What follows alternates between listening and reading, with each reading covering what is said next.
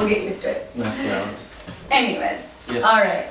Welcome to another edition of Friday I'm in Love. I'm your host Olivia Dudek, and today I'm in love with the fantastic Stan Harrington. Today, you're Today. That's sad. And other days, and other weeks, and other times. Did you forget? Nice flowers. Oh, thank you. They're specifically for you. Oh, are they? Okay. They are. I'll check your other videos, see if you have the flowers in the Nope, other they're video. always different. These ones are Alright. just for you. Nice Okay. and pink. I should have gotten Pink? brown. I should Why have gotten pink brown. for me? Because remember strawberry eyelashes and Oh, chocolate eyebrows? Should have been chocolate for me, strawberry for you. Exactly. Okay. Exactly. But Nobody knows what the hell you're talking about. that's true. That's true. This is just inside stuff. Inside stuff. Okay. Inside scoop. Shows we have a history. Exactly. Yes. A good one. A good long Okay. one. Yeah. A little bit about Stan Harrington. He is an award-winning producer, director, writer, and actor, and author of Gorilla in the Midst, a book all about the art of no-budget filmmaking. Mm-hmm. And Stan and I believe, I was thinking about it, I don't know, there were so many different occasions, but I think we met when, during a theater audition at the Adler, and I remember I was going to acting school at Stella Adler, and you stopped me in the halls and you were like, you asked me, are you Native American? I did? Yeah. I don't know why. I think because you must have been casting something that you needed someone to play an Indian or Oh, Native wow. American. Yeah. And I was like, sure, I can be. You know, I can be. It can be anything for I us. don't even remember that. Okay, so tell me about your first film that you ever made and what inspired you to do it. Like your first.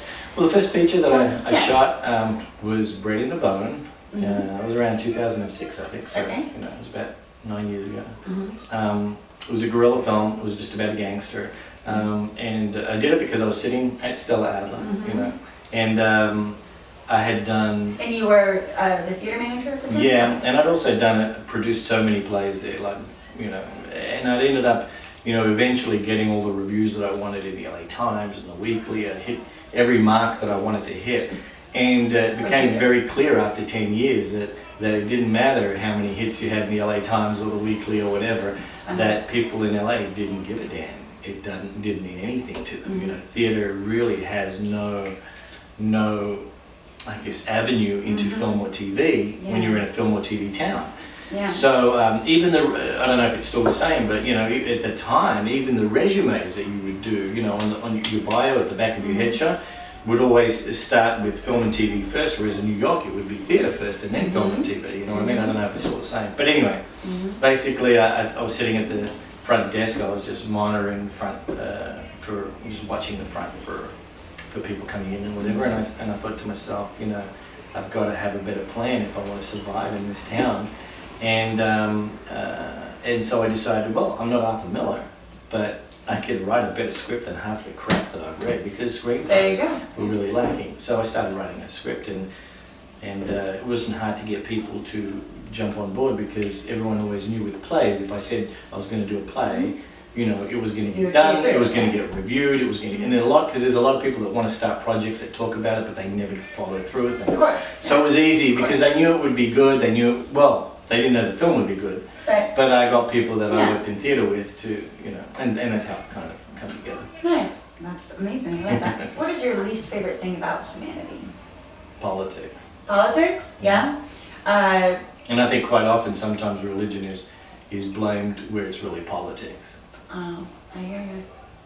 Interesting. Wait, let me think about it for a second. Religion is blamed where it's really politics? Yeah, I think if people use religion, you know, just like, you know, all this, I don't know, I don't really want to get too political, but I just think that, you know, I don't really think that there's anybody on either side that is really anyone you can count on. I think the truth is somewhere in the middle, and nobody knows, and people are so passionate about the left or the right that they can't really listen to reason.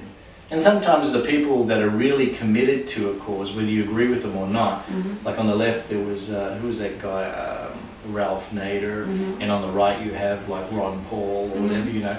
They're made to look like freaks because of like 5 or 10% of what they say being not really what a lot of people would think would be kosher, you know. I hear you. But then the two main guys on the left and on the right, half of what they say is crap, if you ask me. So, Yeah, you know, exactly. and they're all just saying it to get votes, and it's really, really hard to know when they're really believe in something. I mean, they can sound convincing, but for me, it's hard to believe anything they say anymore, because they would sit there and lie and then change the dialogue to make it sound like, no, this is the way it is now, this is the way it's supposed to be now. It's the same on both sides. I'm not taking a side one way or the other. I don't like who's in charge now, and I don't like who would have been in charge had he lost. Sure.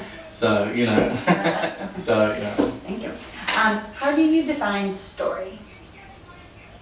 Oh, story. I don't know. Study. I don't It's a know. 5-letter word. What do you mean by that? Because it's a very broad statement. Well, not even related to a script or a film, just in art or just in life. How would you define story? Because, you know, we hear over and over and over again, it's all about storytelling. It's all about storytelling. Who says that? Which it is. But who says I feel that? like I've heard it ever since, you know, I applied to film school, to when I had, you know, film teachers, to just people, not really people. See, I take it like- differently. I think what I would say is that it's about the script, not it's about story. Yeah. It's about script. It's about the content. You know, I mean, a movie or a TV show or anything is really a story that's told in pictures. So Sidney Lumet was being asked how he was found, how he started directing, and he said, well, he used to be a member of the group theatre, which is something that I didn't know at the time. And you think I would, being a Stella Adler, Yeah, but whatever. It's a lot of people involved over the years. Well, there was a lot of people that were involved that I wasn't aware of, you know. But anyway, so he basically said from memory now that when television first started, somebody from CBS or ABC or whoever it was that was the first network went to Broadway looking for the best directors and writers they could find, because they always felt they could teach them the technical part later. Now that to me is the... That is you. That is your story. And that is what I think is really what it's all about, because even when movies started, there was no Totally. such thing as a screenwriter. Yeah. So what did they do? They went out and they got the best material. They found the best novels, they found the best plays, and they made them into That's films. sort of the passion, the Right, content, but you the can't. technical You don't, side. the technical side is I important. learn every day. We all learn every day. Well, yeah, but the technical side is important too. But here's the thing: is it's extremely important, because that's what translates your story for the audience to see. So you can do it well and you can do it badly. Sometimes you can have a great story and you can ruin it with bad technical stuff. True, You know. true. But if you don't have the foundation, then you're constantly trying to make up for it. You Yeah. know.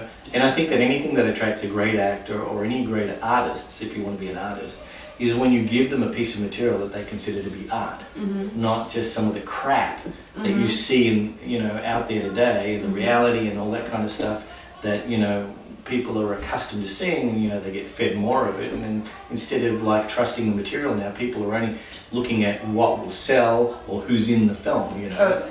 And It's cool. Anyways. What has been your worst quintessential LA moment? LA moment. Yeah. I don't know. No? What's a quintessential LA moment? Like something that really, to your opinion, screams LA to you. So, Like if that's like something that I did that was very has to LA? do- You did or you witnessed. Oh. Like has to do with plastic surgery or you know, Oh, just wow. anything LA. Anything that's in your opinion LA.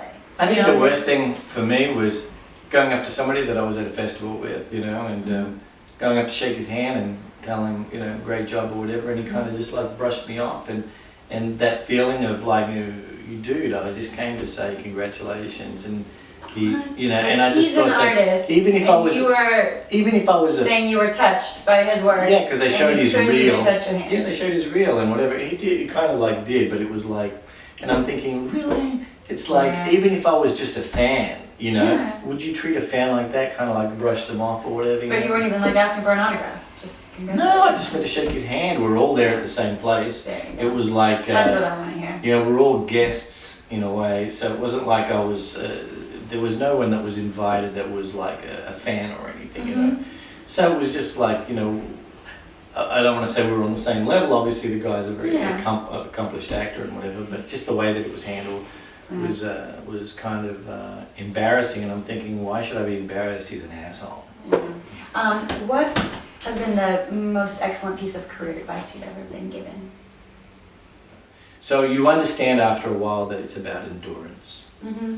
You know, so it's tenacity and endurance. Because people, the nature of a human being is to take the path of least resistance. And if you're, you know, you'll see a lot of very talented people go off, like directors will end up editing or doing commercials, or actors that become teachers or whatever. and then they develop, they make a living out of that, so they stop chasing the dream. Mm-hmm. So it's okay if that's what they want to do, Yeah. because some people are really gifted as teachers Mhm. and that's what they want to do.